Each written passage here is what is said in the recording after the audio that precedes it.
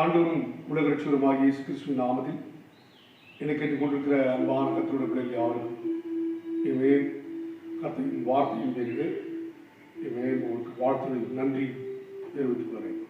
கடந்த வாரம் நாம் எடுத்துக்கிற செய்தியினுடைய தொடர்ச்சி இன்றைக்கு நாம் காண இருக்கிறோம். கர்த்தருடைய ஆவியானவர் நாமே இந்த நாளிலே நம்மோட தொடர்ந்து இடைபடும்படியாக தெய்வ சமூகத்திலே ஆவியானவர் நம்மோட பரிசுத்த ஆவியானுடைய நடத்துதல் நம்முடைய இடைபடும்படியாக தெய்வ சமூகத்தை பார்த்து எங்களை நேசிக்கிற பரலோக பிதாவை நன்றியுடைய துதிக்கிற ஆண்டவரே என்னை ஸ்தோத்திரம். ஆசீர்வதிக்கப்பட்ட அருமையான இந்த நல்ல நேரத்தில் உடைய சமூகத்தை நோக்கி பார்க்கும்படியாக எங்கள் தந்த நல்ல தொடர்ந்துக்காக ஸ்தோத்திரம். ஒரு வார்த்தை கொண்டு எங்களோடு நீ பேசி இடைபடும்படியாக ஜெபிக்கிறேன். கர்த்தாவே உடைய வார்த்தைக்குள்ளே வல்லமை உண்டு, உடைய வார்த்தைக்குள்ளே ஜீவன் உண்டாகும். கர்த்தாவே வல்லமையும் ஜீவனும் எங்களை உயிர்ப்பிக்கும்படியாக தெய்வ கருத்திலே ஒப்படைக்கிறேன். கடைசி நாட்களில் வாழ்வதான எங்களுக்கு திஷ்டாந்தங்களால் எழுதப்பட்ட கர்த்தருடைய வார்த்தை இந்த நாளில் எங்களோட பேசி எங்களை எச்சரிக்கும்படியாக தெய்வ கருத்திலே ஒப்படைக்கிறேன். எனக்கு கேட்கிற மக்களுக்கும் பொருள் உண்டாக முடியாது. ஆவியானவர் இடைவிடும்படியாக இயேசுவின் நாமத்தில் ஜெபிக்கிறேன் நல்ல பிதாவே. கர்த்தரோட பிள்ளைகளே, கரையற்ற கணவனும் கற்பற்ற மனைவியும் ஓசியாவின் தீர்க்கதரிசன புத்தகத்திலே நாம் கடந்த வாரத்திலே சிந்தித்து அதுல 2 பாயிண்ட் உங்களோட நான் பேசினேன். 3வது குறிப்பு கூட நான் கடந்து வரலாம். திருப்பி போடாத அப்பம், அதாவது உலகத்தோடு கூட ஒட்டி கொண்டவர்கள். வாசிக்கலாம். ஓசியாவின் தீர்க்கதரிசன புத்தகம் 7ஆம் அதிகாரம் 8-10 வரைக்கும் நான் வாசிக்கலாம். 7ஆம் அதிகாரம் 8-10 வரைக்கும் நான் வாசிக்கிறோம். எப்ராயிம் அந்நிய ஜனங்களோட கலந்திருக்கிறான். எப்ராயிம் அந்நிய ஜனங்களோட கலந்திருக்கிறான். எப்ராயிம் திருப்பி போடாத அப்பம். எப்ராயிம் திருப்பி போடாத. எனக்கு இருக்கிற அன்பான தெய்வ ஜனமே, எப்ராயிம் திருப்பி போடாத அப்பம். ஒரு தவா இருக்குன்னா அந்த தவால நம்ம தோசை ஊற்றும் போது அடியில வெந்தால்தான் அதை கரண்ட் விட்டு அதை திருப்பும் போது திரும்பி வரும். ஒரு வேலை அது வேகாமல் அந்த தவாவோடு ஒட்டிக்கொண்டால் அதை திருப்ப முடியாது. அது ஒன்றுதான் இஸ்ரவேல் ஜனங்கள் கர்த்தரை விட்டு விக்கிரகங்களுக்கு சேவித்து அருவருப்பைகள் ஊடே அவள் கடந்து போய் அவளை நமஸ்கரித்து அவளை ஆராதித்து தேவனுக்கு கோபம் ஊட்டி உலகத்தோடு கூட அவள் ஒட்டிக்கொண்டாள். இந்த ஒட்டிக்கொண்டதான நிலைமையை குறித்து லவோதிக்கேயா சபையிலே கர்த்தருடைய ஆவியானவர் சொல்லுகிறார். வெளிப்படுத்த 3ஆம் அதிகாரம் 14-16 வரைக்கும் நான் வாசிக்க வேண்டும்.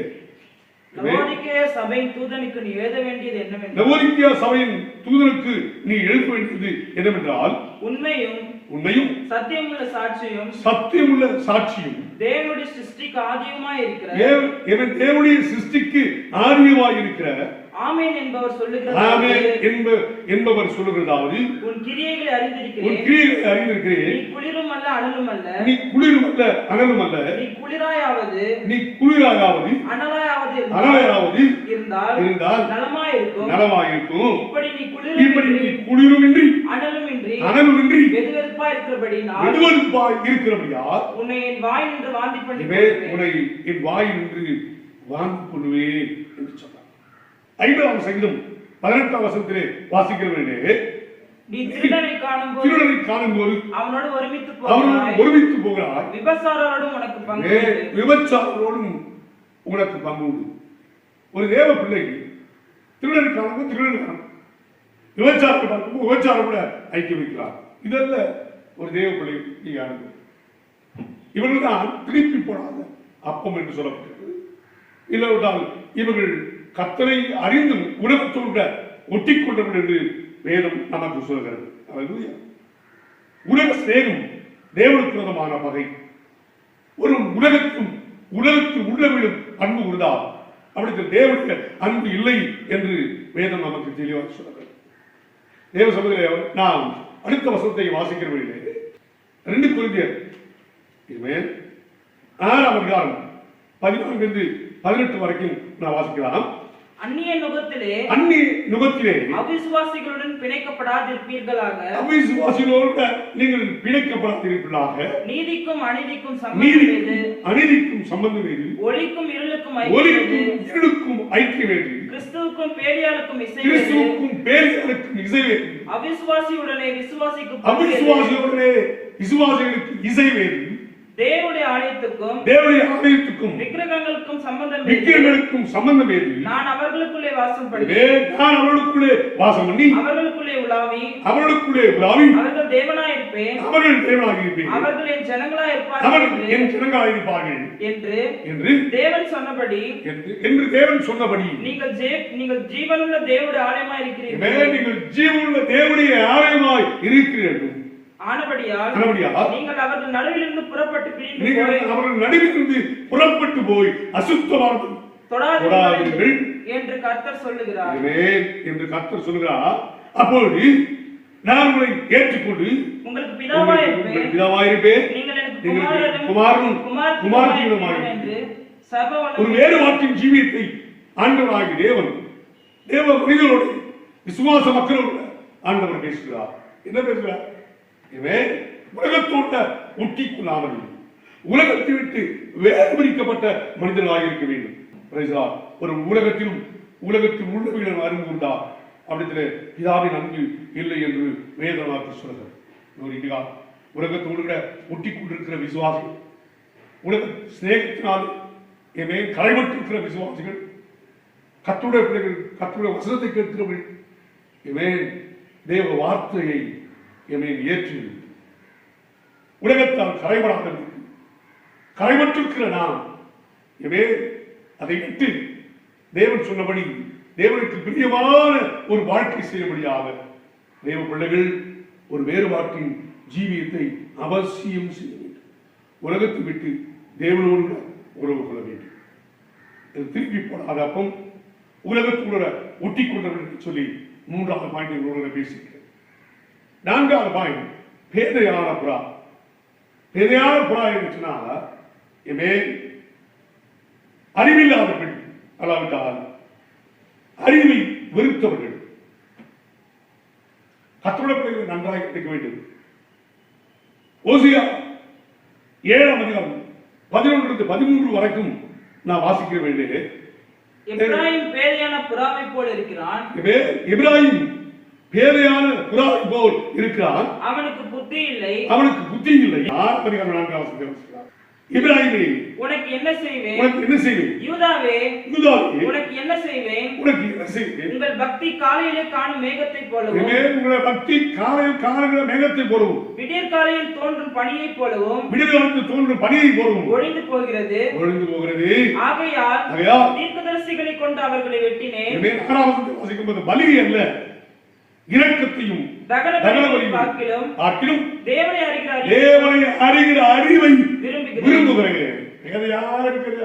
நிலையை விட்டு தேவனை அறிகிற அறிவை அறிய விரும்புகிறேன் என்று சொல்லி தெளிவாய் கர்த்தருடைய ஆவியானவர் 7வது அவர்களோ ஆனாவை போல உடன்படிக்கையை மீறி அங்கே துரோகம் பண்ணினார்கள். அல்லேலூயா. தேவனை அறிகிற அறிவை வெறுக்கிறவர்கள், தேவனை அறியக்கூடிய அறிவற்றவர்கள், அறிவில்லாத ஜனங்களாய் இந்த எபிராயினர் காணப்பட்டார்கள். அவைதான் அவளை பார்த்து சொல்கிறார், அவர்கள் அறிவில்லாதவர்கள், அவர்கள் அறிவற்றவர்கள், அவர்கள் பேதையான புறா என்று சொல்லப்பட்டார். 1-3 வாசிக்கிற வேண்டி மாடு இடமாலையும் கழுதை தன் ஆண்டவனுடைய முன்னிலையும் அறியும். இஸ்ரவேலோ அறிவில்லாமலும் கவனிக்க வேண்டும், அறிவில்லாமல் என் ஜனம் உணர்வில்லாமல் இருக்கிறார்கள். 8ஆம் அதிகாரம் 7ஆம் வசனத்தை வாசிக்கிற வேண்டி ஆகாயத்தில் உள்ள நாராயணராய் தன் வேலையை காட்டுப்புறாவும் கொக்கும் தகைவிலான் குருவியும் தாங்கள் வரத்தக்க காலத்தை அறியும். என் ஜனங்களோ கர்த்தரின் நியாயத்தை அறியார்கள் என்று கர்த்தர் உரைக்கிறார் என்று சொல்லுகிறார். எனவே 4ஆம் அதிகாரம் 22வது வாசிக்கிற வேளையிலே என் ஜனங்களோ மதியற்றவர்கள் என்னை அறியாதிருக்கிறார்கள். அவர்கள் பைத்தியமுள்ள பிள்ளைகள். அவர்கள் அறியாதவர்கள், அவர்கள் பைத்தியமுள்ள பிள்ளைகள் என்று சொன்னார். அவர் பைத்தியமுள்ள பிள்ளைகள். அவர்களுக்கு உணர்வே இல்லை. தேவனை தேடுகிற உணர்வு அவருக்கு இல்லை. அவர்களுக்கு உணர்வே இல்லை. பொல்லாப்பு செய்ய அவர்கள் அறிவாளிகள். பொல்லாப்பு செய்ய அவர்கள் அறிவாளிகள். நன்மை செய்யவோ அவர்களுக்கு அறிவில்லை. இஸ்ரவேல் ஜனங்களை குறித்து எரேமியா தீர்க்கதரிசி தெளிவாய் ஆழமாக அவர்களோடு பேசுகிறார். என் ஜனங்கள் அறிவில்லாமலும் உணர்வு இல்லாமலும் இருக்கிறார். இவை மிருகங்கள், பறவைகள் இவை தங்களுடைய நிஜமான தங்கள் வரத்துக்கு காலத்தை அறியும். என் ஜனங்களோ கர்த்தரின் நியாயத்தை அறியார்கள் என்று கர்த்தருடைய வாசகம் சொல்லுது. கர்த்தருடைய பிள்ளையே, ஆண்டவரை ஆராதிக்கிற கர்த்தருடைய பிள்ளையை பல சமயங்களிலே கர்த்தர் செய்த நன்மைகள் இவையில் அறிந்தும் அறியாமலும் அவர்கள் மறந்து வாழ்கிற கர்த்தருடைய பிள்ளையே, இந்த கடைசி நாட்களில் கர்த்தருடைய ஆவியானவர் நம்மோடு பேசுகிறார்கள். அவருடைய ஜனங்களாகி நாம் கர்த்தரின் நியாயத்தை அறிந்தவர்களாய் வாழ்கிறோம். கர்த்தருடைய நிலைகளை அறிந்து தேவனை அறிகிற உணர்வோடு நாம் தேவனை பற்றி கொண்டு வாழ வேண்டும். உணர்வில்லாத இருதயம், உணர்வில்லாதவருடைய இருதயம் இருளடைந்தது என்று சொல்லப்பட்டிருக்கு. தங்களுடைய சாயலை மிருகத்தின் சாயல், பறவை சாயலுக்கு ஒப்புடுத்தார்கள். உணர்வில்லாத இருளடைந்தது என்று சொல்லப்பட்டிருக்கு. தேவனை அவர்கள் அறிந்தும் அறியலார்களாய் தேவனை துதிக்கும் ஆராதிக்கும் அவர்கள் மறந்தார். தெய்வ மக்கள் ஆகிய ஆவியானவர் பேசுகிறார்கள். எப்பொழுதும் கர்த்தரை பற்றி கொண்டு வாழும்.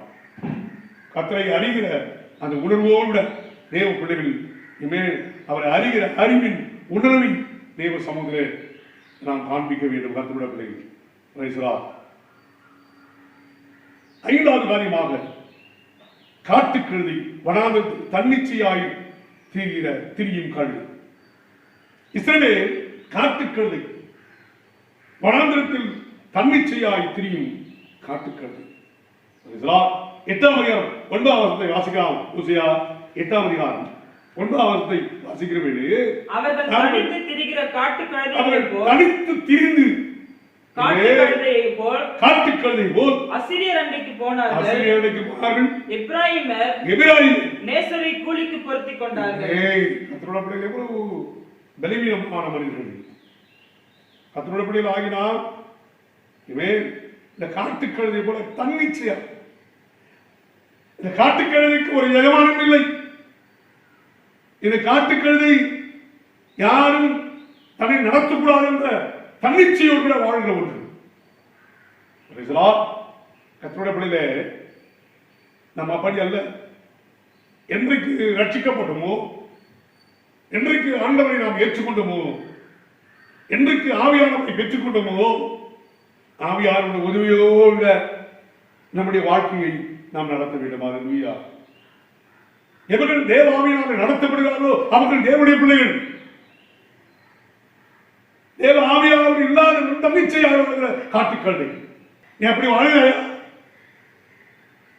தேவ ஆவியானவருடைய சுத்தம் செய்யாமல், தேவ ஆவியானவருடைய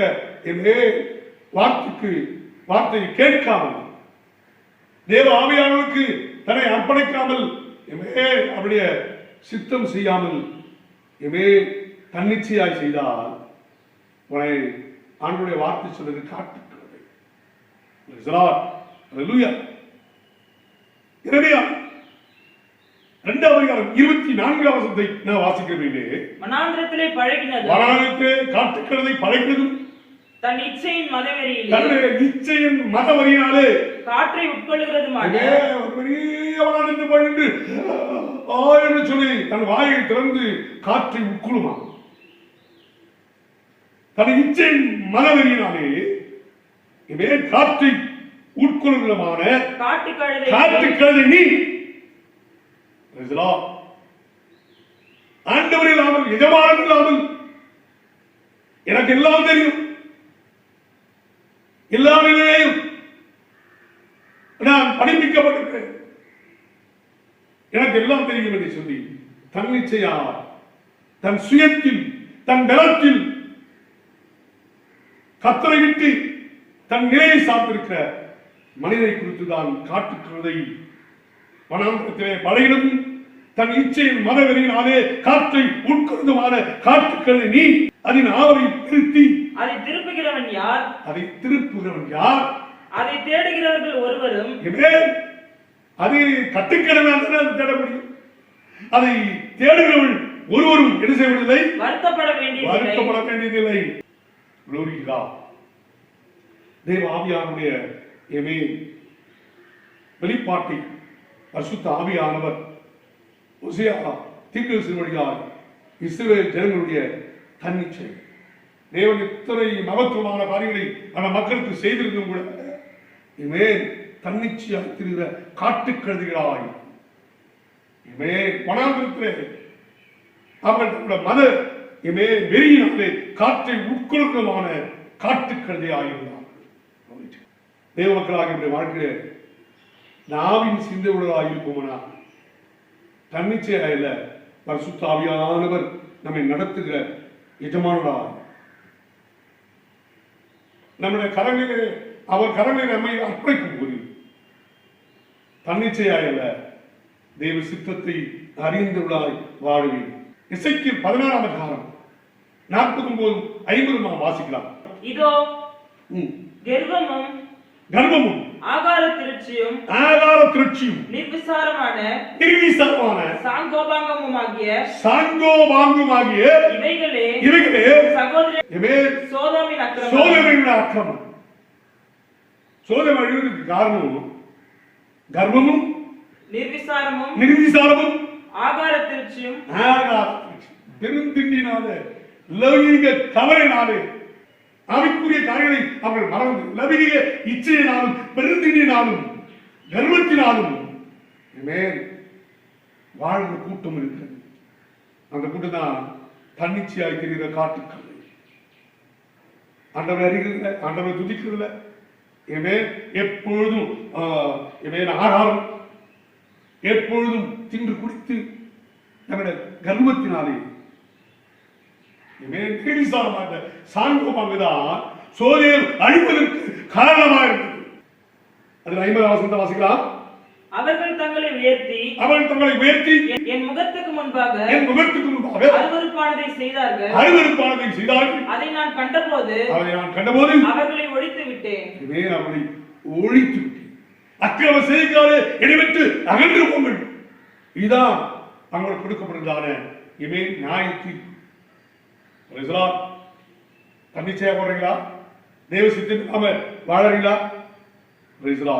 தேவ ஆவியாருடைய கருத்துக்குள்ளே நம்மை அர்ப்பணிக்கும் கத்தோட பிள்ளைகளே, கத்தோட பிள்ளைகளாகிய வாழ்க்கையிலே தேவன் நமக்கு தருகிற ஆசீர்வாதமான வாழ்க்கை என்னன்னா ஆவியான முதாமே நமக்கு எஜமானராக இருக்கிறது.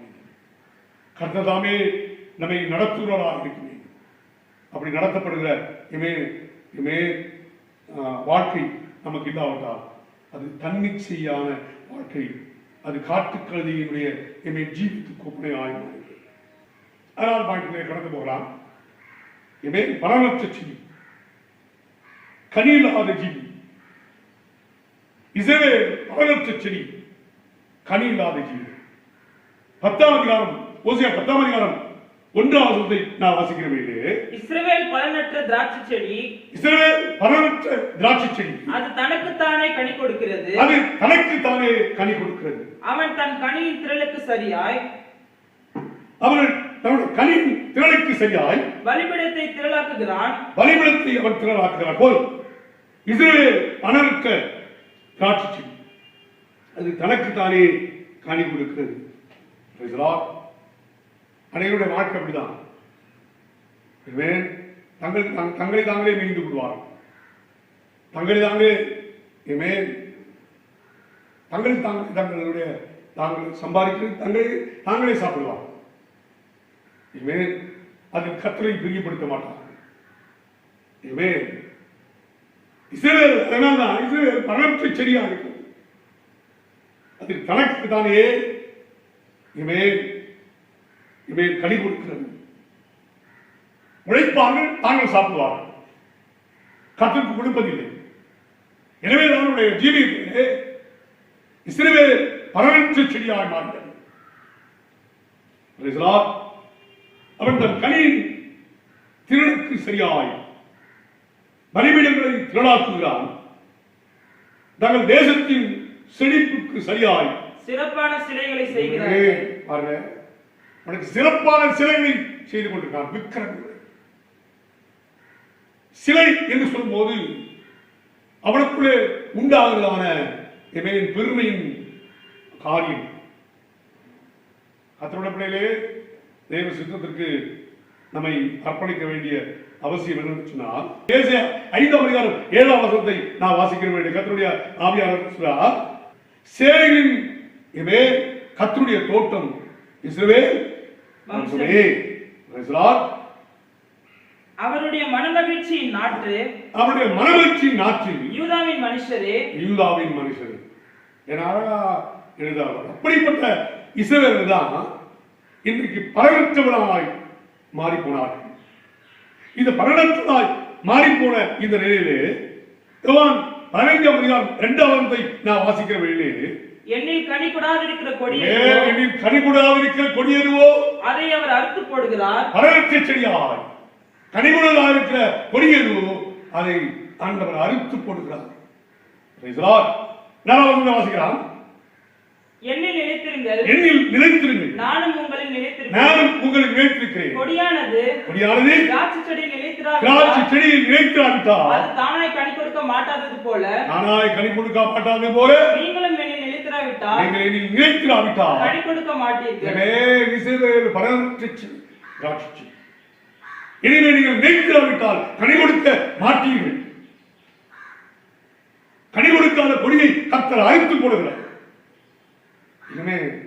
5ஆம் வசனத்தை வாசிக்கலாம். நானே திராட்சை செடி, நீங்கள் கொடிகள். ஒருவன் என்னிலும் நான் அவனிலும் இருந்தால் அவன் மிகுந்த கனிகளை கொடுப்பான். என்னை அல்லாமல் உங்களால் ஒன்றும் செய்யக்கூடாது. 6ஆம் வசனத்தை வாசிக்கலாம். ஒருவன் என்னில் நிலைத்திராவிட்டால் வெளியே எரியுண்ட கொடியைப் போல அவன் எரியுண்டு உலர்ந்து போவான். பலனற்ற செடியாய் மாறி போனது போல அந்த நிலையை வெளிப்படுத்தும். கர்த்தருடைய பிள்ளைகளாய் வாழ்க்கை தேவனுக்காக வைராக்கியமாய் வாழ வேண்டுமானால், அவரோட இணைந்திருக்குமானால் பலன் கொடுத்துள்ளாயிருக்கும். கனி, அதிக கனி, மிகுந்த கனி என்று யோவான் 12ஆம் அதிகாரத்திலே நாம் வாசிக்கின்றோம். 8ஆம் வசனத்தை வாசிக்கலாம். 8ஆம் வசனத்தை வாசிக்கும் போது, நீங்கள் மிகுந்த கனியை கொடுப்பதினால் என் பிதா மகிமைப்படுவார். எனக்கும் சீஷராய் இருப்பீர்கள். நீங்கள் மிகுந்த கனி கொடுப்பதினாலே பிதா மகிமைப்படுவார். எனக்கு நீங்கள் சீஷராய் இருப்பீர்கள். இயேசு சொல்றார், எனக்கு நீங்கள் சீஷராய் இருப்பீங்க, பிதா மகிமைப்படுவார். 16ஆம் வசனத்தை வாசிக்கலாம். 16ஆம் வசனத்தை 15, 16. நீங்கள் என்னை தெரிந்து கொள்ளவில்லை, நான் உங்களை தெரிந்து கொண்டேன். நீங்கள் என் நாமத்தினாலே பிதாவை கேட்டுக்கொள்வது எதுவோ அதை அவர் உங்களுக்கு கொடுக்கத்தக்கதாக நீங்கள் போய் கனி கொடுக்கும்படிக்கும் உங்கள் கனி நிலைத்திருக்கும்படிக்கும் உங்கள் கனி நிலைத்திருக்கும்படிக்கு நான் உங்களை ஏற்படுத்தினேன். கனி கொடுக்கும்படியாகவே கர்த்தரை ஏற்படுத்தினார். கனி கொடுக்கும்படியாகவே இஸ்ரவேலை கர்த்தர் நினைத்தார். ஆனால் அவர்கள் பலனற்ற திராட்சை செடியாய் அவர்கள் மாறி போனார்கள். எரேமியா 2ஆம் அதிகாரம் 2ஆம் வசனத்தை நான் வாசிக்கிற வேண்டிய அவையானவங்க நம்மளுடைய பேசுகிற காரியங்களை பார்க்கலாம். கர்த்தருடைய வார்த்தை எனக்கு உண்டாகி அவர் நீ போய் எருசலேமின் செவிகள் கேட்கும்படி கூப்பிட்டு சொல்ல வேண்டியது என்னவென்றால் விதைக்கப்படாத தேசமாகிய வனாந்திரத்திலே நீ என்னை பின்பற்றி வந்த இளைவயலின் பக்தி நீ வாழ்க்கைப்பட்ட போது நேசத்தையும் என்று கர்த்தர் சொல்லுகிறார். இஸ்ரவேல் கர்த்தருக்கு பரிசுத்தமும் அவருடைய விளைவின் முதற் பலனுமாய் இருந்தது. இஸ்ரவேல் கர்த்தருடைய தேசமும் அவருடைய விளைவின் முதற் பலனுமாய் இருந்த இந்த இஸ்ரவேல் தேசம் இப்ப எப்படி இருக்குன்னா பலனற்ற திராட்சை செடியாய் பலனற்ற திராட்சை செடி. தேவனுடைய மக்களாகிய வாழ்க்கையிலே அதே வசனத்திலே 7ஆம் வசனத்தை வாசிக்கலாம். செழிப்பான தேசத்தின் கனிகளை நன்மையும் சாப்பிடும்படிக்கு நான் உங்களை அவிடத்துக்கு அழைத்துக் கொண்டு வந்தேன். ஆனாலும் நீங்கள் அவருக்குள் பிரவேசித்த போது என் தேசத்தை தீட்டுப்படுத்தி சுதந்திரத்தை அருவருப்பாக்கினீர்கள். எவ்வளவு அழகாக இஸ்ரவேலை குறித்து பேசுகிறார். செழிப்பான தேசத்திலே கனியையும் நன்மையும் சாப்பிடும்படிக்காக நான் உங்களை அவ்விடத்திற்கு அழைத்துக் கொண்டு வந்தேன். ஆனாலும் நீங்கள் அதற்குள் பிரவேசித்த போது என் தேசத்தை தீட்டுப்படுத்தி என் சுதந்திரத்தை அருவருப்பாக்கினார். மக்கள் அருவருப்பாக்கினார்கள். சுதந்திரக்குள்ளையாக கொண்டு வந்தவர்கள் அருவருப்பாக்கின அப்படின்னாலே அவள் திராட்சை செடி பரவற்ற திராட்சை செடியாய் கனியற்ற அந்தகார கிரிகள் உள்ளவராக பரவற்ற செடியாய் கனி இல்லாத ஒரு செடி. ஆண்டவராக இயேசு கிறிஸ்து ஒரு முறை சீஷனோட பயணப்படுகிற வீடு முடித்து போகிற வீடு அவருக்கு பசி உண்டாயிற்று. ஒரு அத்திமரத்தை கண்டார். அத்திமரத்திலே கனி இல்லாதனாலே அதை சபித்தார். அவர்கள் போய் சில மனிதர்களுக்குள்ளே திரும்பி வருகிறார்களே சீஷர்களை பார்த்து ஆச்சரியப்பட்டார். பட்டு போய்கிறது.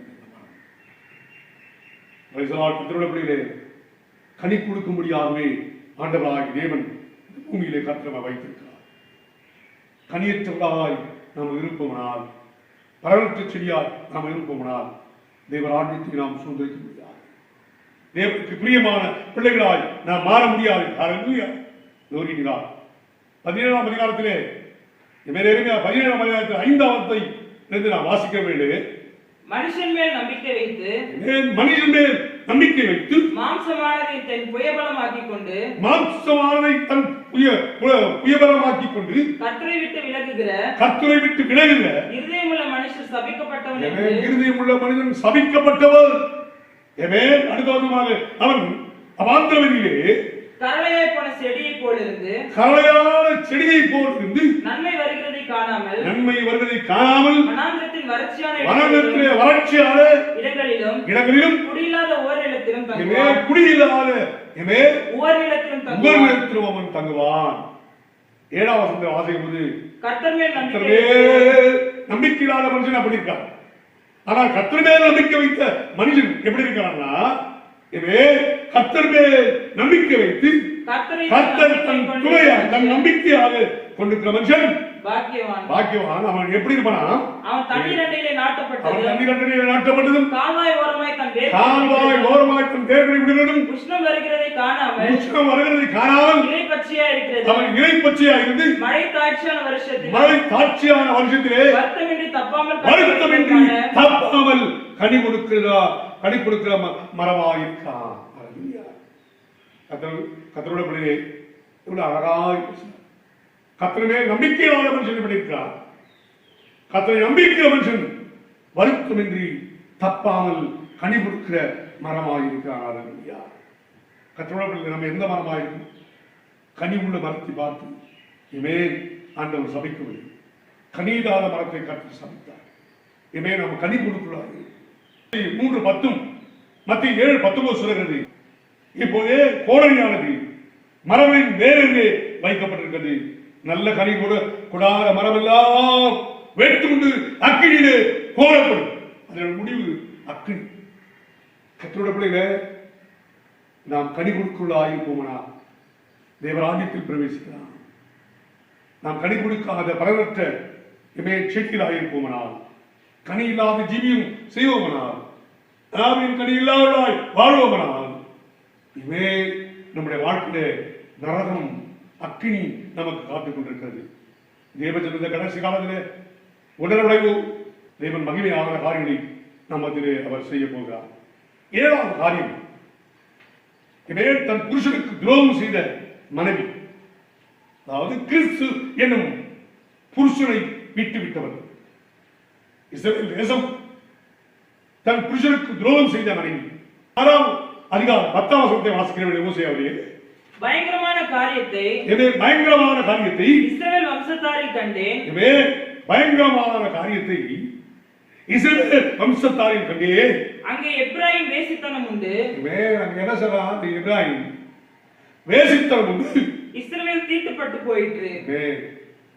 எப்பிராயீம் வேசித்தனம் செய்து இஸ்ரவேல் தீட்டுப்பட்டதால்தான் பயங்கரமான காரியத்தை இஸ்ரவேல் வம்சத்தாரில் கண்டு. 6ஆம் அதிகாரம் 7ஆம் வசனத்தை நான் வாசிக்கிறேன். அவர்களோ ஆதாமை போல உடன்படிக்கை மீறி அங்கே எனக்கு விரோதமாய் துரோகம் பண்ணினார்கள். ஆதாமை போல ஆதாம் எப்படி உடன்படிக்கை இவர் மீறினார்?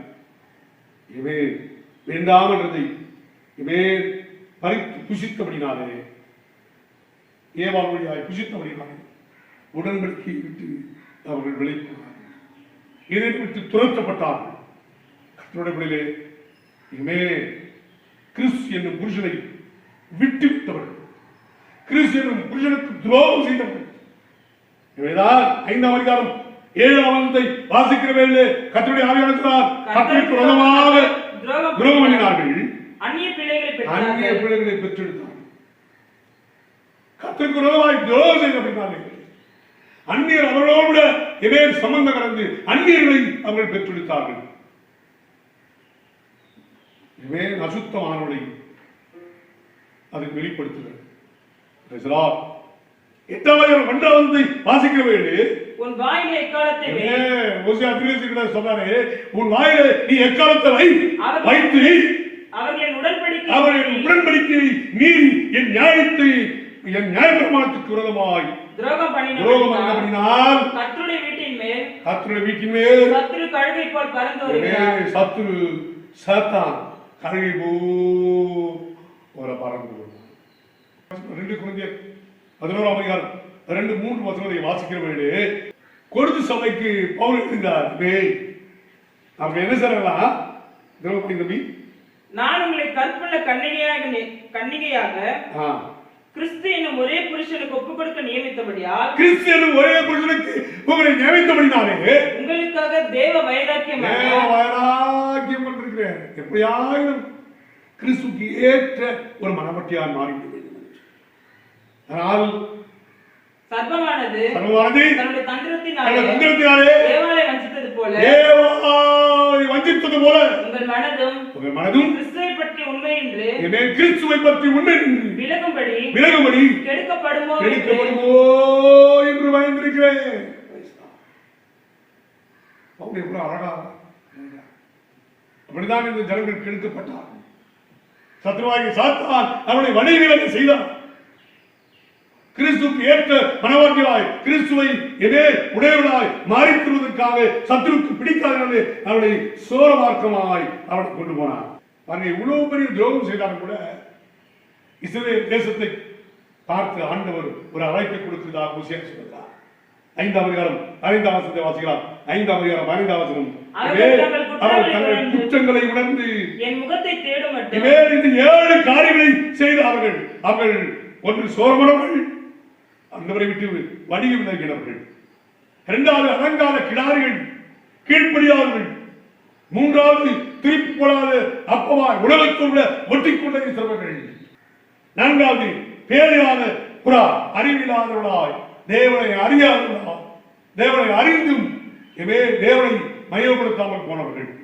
5வது இஸ்ரவேல் ஜனங்கள் காட்டு கழுதிக்கு ஒப்பனையாய் வனாந்தரத்தில் தண்ணீச்சையாய் திரிகிற மக்களாய் இருந்தார்கள். ஆனால் இஸ்ரவேலர்கள் பலனற்ற செடியாய் கனியற்ற செடியாய் இவர்கள் தேவனுக்குள்ளாக காணப்பட்டார்கள். ஏழாவது தன் புருஷனுக்கு துரோகம் செய்த மனைவியால் மாறி போனார். கிறிஸ்து என்னும் புருஷனை விட்டு விட்டவன். அவளுக்கு ஒரு அழைப்பு வருகிறது. 5ஆம் அதிகாரம் 5வது அவர்கள் தங்கள் குற்றங்களை உணர்ந்து என் முகத்தை தேடும் மட்டும் நான் என் ஸ்தானத்துக்கு திரும்பி போய்விடுவேன். தங்கள் ஆபத்தில் என்னை கருத்தாய் தேடுவார்கள். ஆண்டவருக்கு தெரியும், வடிகி விலகி போன சோழமார்க்கமாய் போன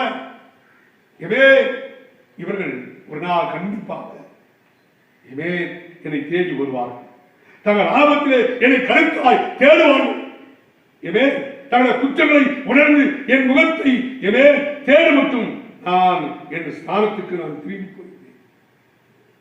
ஆண்டவர் எவ்வளவு மன இறுக்கம் உள்ளது தேவன். தேவனுடைய பிள்ளைகளே, 6ஆம் அதிகாரத்தை வாசிக்கிற வேண்டு ஒன்றிலிருந்து ஒரு சில வசனங்களை வாசிக்கும் போது கர்த்தரிடத்தில் திரும்புவோம் வாருங்கள். நம்மை அவர் பீறினார், அவரே நம்மை குணமாக்குவார். நம்மை அடித்தார், அவரே நம்முடைய காயங்களை கட்டுவார். 2 நாளைக்கு பின்பு அவர் நம்மை உயிர்ப்பிப்பார். 3ஆம் நாளில் நம்மை எழுப்புவார். அப்பொழுது நாம் அவருடைய சமூகத்தில் பிழைத்திருப்போம். அப்பொழுது நாம் அறிவடைந்து கர்த்தரை அறியும்படி தொடர்ந்து அவருடைய புறப்படுதல் ஆயுத்தமாக இருக்கிறது. அவர் மழையை போலவும் பூமியின் மேல் பெய்யும் முன்மாறி பின்மாரியை போலவும் முன்மாறி பின்மாரி போலவும் நம்மிடத்தில் வருவார். இஸ்ரவேல் ஜனங்கள் சொல்றாங்க, ஆண்டவர் எதிர்பார்த்திருக்கிறார், கெட்டு போகிற என் பிள்ளை, என்னை விட்டு போகிற என் பிள்ளை திரும்பி இளைய குமாரனை குறித்து ஒரு பாரம் தகப்பனுக்கு உண்டு. என் பிள்ளை எதற்காக ஒரு நாள் வருவான். அதே போலதான் இதவாகி தேவன் என்னுடைய அருமையான என் பிள்ளைகள் என்றாவது ஒரு நாள் வருவார். ஆண்டவராகி தேவன் ராஜாவானார். இஸ்ரவேல் யார் தெரியுமா? இஸ்ரவேல் தேவனுடைய பிரபுக்கள். ராஜாவானால் இஸ்ரவேல் பிரபுக்களை வைத்து இந்த பூமியில் அழகு பார்த்தவர் நம்ம தேவன். 19 நான் வாசிக்கிற வேண்டு நித்திய விவாதத்துக்கு கவனிக்க கற்றுக் ஒரு என்றோ மேல சொன்ன நித்திய விவாதத்துக்கு உன்னை எனக்கு நியமித்துக் கொள்வேன். எனக்கு நியமித்துக் கொள்ள கத்த பாருங்க. துரோகம் செய்த இந்த மக்களுக்கு இறங்குகிற கத்த அதெல்லாம் அவர் இரக்கவின் பிதா, அவர் இரக்கவின் தேவன். அவர் சொல்லுகிறார், உன்னை நித்திய விவாதத்துக்கு என்று உன்னை எத்தனை அருமையான கத்தோட துரோகம் செய்தவன் திரும்பி வருவான், பாவம் செய்தவன் திரும்பி வருவான். என்னை விட்டு தூரம் போன சோழமார்க்கமாய் போன என்னுடைய பிள்ளை திரும்பி வருவான். அன்றைக்கு நான் அவளை எனக்காக நியமித்துக் கொள்வேன், என்னை மனவாட்டியாக ஏற்றுக்கொள்வேன். சொல்றாங்க, நீதியும் நியாயமும் கிருபையும் உருக்கு இறக்குமாய் உன்னை நியமித்துக் கொள்வேன். இறக்கத்தில் ஐஸ்வர்யம் உள்ள தெய்வம் கிடையாது. எப்படிப்பட்ட பாவியானாலும் சரி, சத்தியத்தை கேட்டுக்கொண்டிருக்கிறார்கள். அடக்கத்துடன் ஊடித்து விட்டு பின்மாறி அசுத்தமான கருவிகளை விழுந்து தேவ சித்தத்தை செய்யாதபடிக்கு பின்மாறி போன உன்னை அன்பமாகிய தேவன் இன்றைக்கு என் பிள்ளை திரும்பி வரமாட்டான் திரும்பி வரமாட்டான் என்று கர்த்தர் உன்னை அவளோடு சத்தியத்தை கேட்டுக் கொடுக்க அன்பான கர்த்தரோட பிள்ளை நீ யாராலும் சரி, தேவ மக்களை யாராலும் சரி, உலக மக்களை நீங்க யாராலும் சரி, இயேசு கிறிஸ்துவை அழைக்கிறார். நீ எப்படிப்பட்ட பாவமானாலும் சரி, உன் பாவம் ரத்தம் சிவப்பா இருந்தாலும் சரி, என் பஞ்சு போல மாற்றி என்னோட உன்னை சேர்த்துக் கொள்ள என்று ஆண்டவர் சொல்கிறார். பாவிகளை ரட்சிக்க கிறிஸ்து இந்த உலகத்தில் வந்தார். நீதிமான இல்ல, பாவிகளையே ரட்சிக்க முடியாது. இந்த கடைசி நாட்களில் ஆண்டவருடைய வருகை சீக்கிரமாக இருக்கிறது. விசுவாச மக்கள் என்னை கேட்டுக்கொண்டிருக்க விசுவாச மக்களும் ஊழியக்காரரும் அல்லது உலக மக்களாகி நீங்கள் இந்த வார்த்தைக்கு நீங்கள் ஒப்புக் கொடுக்கும் போது உங்களை ஆண்டவர் இமே சொந்த பிள்ளையாக ஏற்றுக்கொள்ள விரும்புகிறார், தன்னோடு சேர்த்துக்கொள்ள விரும்புகிறார். கர்த்தருடைய பிள்ளைகளே, அடுத்த 10ஆம் வசனத்தை நம்ம 20ஆம் வசனத்தை வாசிக்கும் போது, உண்மையாய் உன்னை நியமித்துக் கொள்வேன், நீ கர்த்தரை அறிந்து கொள்வாய், அறியாமல் போன நீ அறிந்து கொள்வாய். அக்காலத்திலே நான் மறுமொழி கொடுப்பேன், நீ கூப்பிட்ட குரலுக்கு மறுமொழி கொடுப்பேன் என்று கர்த்தர் சொல்கிறார். நான் வானங்களுக்கு மறுமொழி கொடுப்பேன், அவைகள் பூமிக்கு மறுமொழி கொடுப்பேன். வானத்துக்கு சொன்னா பூமி, வானமானது மழையை பூமிக்கு என்னே கட்டிடும், அதுதான் மறுமொழி. அங்கே இருந்து உலகத்திலிருந்து ஆசீர்வாதங்களை பூமிக்கு அவர் அனுப்பார். நான் வானத்தை கட்டிட்டார், பூமி அது செழிப்பாகும். 22ஆம் வசனம், பூமி தானியத்துக்கும் திராட்சை ரசத்துக்கும் எண்ணெய்க்கும் மறுமொழி கொடுக்கும். இவைகள் இஸ்ரவேலுக்கும் மறுமொழி கொடுக்கும். நானாவை எனக்கென்று பூமியை விதைத்து இரக்கம் பெறாத அவருக்கு இறங்குவேன். என் ஜனம் அல்லாதவர்களை நோக்கி நீ என் ஜனம் என்று சொல்லுவேன். அவர்கள் என் தேவனே என்பார்கள். அவர்கள் என் தேவனே என்பார்கள்.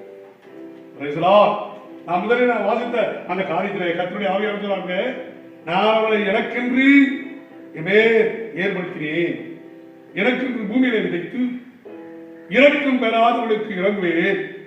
என் ஜனமல்லாத இருக்கிறவர்களை நோக்கி நீ என் ஜனம் என்று சொல்லுவே, அவர்கள் என் தேவனே என்பார்கள். எனவே ஓசையாவுடைய மனைவியாகிய கோமேர் அவள் விபச்சாரம் நிறைந்தவள். அவளைதான் ஓசியா தெரிந்து கொண்டார். அவளுக்கு பிறந்த முதல் குழந்தை இஸ்ரேல். தேவன் விதைப்பார், நியாய தீர்ப்பை கொண்டு வருவார். இரண்டாவது ஒரு மகள் பிறக்கிறார், நோர்கோமா, இரக்கம் செய்வதில்லை. அவளுடைய இரண்டாவது ஒரு மகளை அவளுக்கு தரும்போது இஸ்ரவேலுக்கு நான் இரக்கம் செய்வதில்லை என்று சொன்னார். ஆனா இந்த 2ஆம் அதிகாரம் 19ஆம் வசனத்துல அவர் திரும்பி வந்தபடினாலே இரக்கம் பெறாதிருந்த அவளுக்கு இறங்குவே. மூன்றாவது ஒரு மகன் பிறக்கிறார். லோகமி என்றார், என் ஜனமல்ல, நீங்கள் என் ஜனமல்ல, நீ என் ஜனமல்ல என்று சொல்லி அன்றைக்கு சொன்ன ஆண்டவர் இஸ்ரவேல் மனம் திரும்பி கர்த்தருக்கு வரும்போது என் ஜனமல்லாதவர்களை நோக்கி நீ என் ஜனம் என்று சொல்லுவே என்று கர்த்தர் அருமையாய் 2ஆம் அதிகாரம் 23ஆம் வசனத்தில் தெளிவாய் சொல்கிறார். இரக்கங்களின் தேவன், இரக்கத்தை நமக்கு தருகிற மையான தெய்வம். கர்த்தருடைய பிள்ளைகளே, நீ என் ஜனம் என்று சொல்வேன், அவர்கள் என் தேவனே என்பார்கள். கர்த்தருடைய பிள்ளைகளே, ஆவியாருடைய காரியத்தை நாம் கவனிக்கும் போது 1ஆம் அதிகாரம் 10ஆம் வசனத்தை வாசிக்கிற வேளை, என்றாலும் இஸ்ரவேல் புத்திரரின் தொலை அளக்கவும் எண்ணவும் கூடாத கடற்கரை மணலை போல் இருக்கும். நீங்கள் என் ஜனமல்ல என்று அவர்களுக்கு சொல்வதற்கு பதிலாக நீங்கள் ஜீவனுள்ள தேவனுடைய பிள்ளைகள் என்று அவளுக்கு சொல்லப்படும். கர்த்தர் எத்தனை அருமையான வார்த்தைகளை தேவன் நமக்கு சொல்லியிருக்கிறார். கர்த்தர் தேவ பிள்ளைகளாகிய வாழ்க்கையை பார்க்கும் போது 2ஆம் அதிகாரம் 1ஆம் வசனத்தை நான் வாசிக்கிற வேளை 2ஆம் அதிகாரம் 23ஆம் வசனத்தை விளக்கி பேசினேன். 2ஆம் அதிகாரம் 1ஆம் வசனத்தை வாசிக்கும் போது உங்கள் சகோதரரை பார்த்து அம்மி என்னும், உங்கள் சகோதரியை பார்த்து மிருகமா என்று சொல்லுங்கள். அம்மி என்றால் நீங்கள் என் ஜனம், அதனுடைய அர்த்தம். மிருகமா என்று சொன்னால் உங்களுக்கு இறங்குவே. 23ஆவது சொன்னாரே, நான் ஜனங்களுக்கு இரக்கம் செய்வேன் என்று சொல்லி 1ஆம் அதிகாரத்திலே அவர் சொன்னார். 1ஆம் அதிகாரத்திலே 8ஆம் வசனத்தையும் 9ஆம் வசனத்தையும் 10ஆம் வசனத்தை வாசிக்கும் போது ஜனங்களுக்கு இறங்குவதில்லை, நான் இரக்கம் செய்தில்லை, என் ஜனமல்ல என்று சொன்ன ஜனத்தை அவர்கள் மனம் திரும்பி தமிழத்தில் வரும்போது நான் அவரை எனக்கென்று பூமியிலே விதைத்து இரக்கம் பெறாதவர்களுக்கு இறங்கு என் ஜனமல்லாதவர்களை நோக்கி நீ என் ஜனம் என்று சொல்லுவேன், அவர்கள் தேவனே என்பார்கள். உங்கள் சகோதரரை பார்த்து இரண்டாவது சகோதரனை பார்த்து அம்மி என்றும் உங்கள் சகோதரனை பார்த்து ருகமா என்றும் சொல்லுவேன் என்று சொன்னார். அம்மி என்றால் நீங்கள் என் ஜனம், ருகமா என்று சொன்னார் உங்களுக்கு இரக்கம் செய்வேன், எதை இயக்கத்தில் ஐசோடு அளிக்கும்.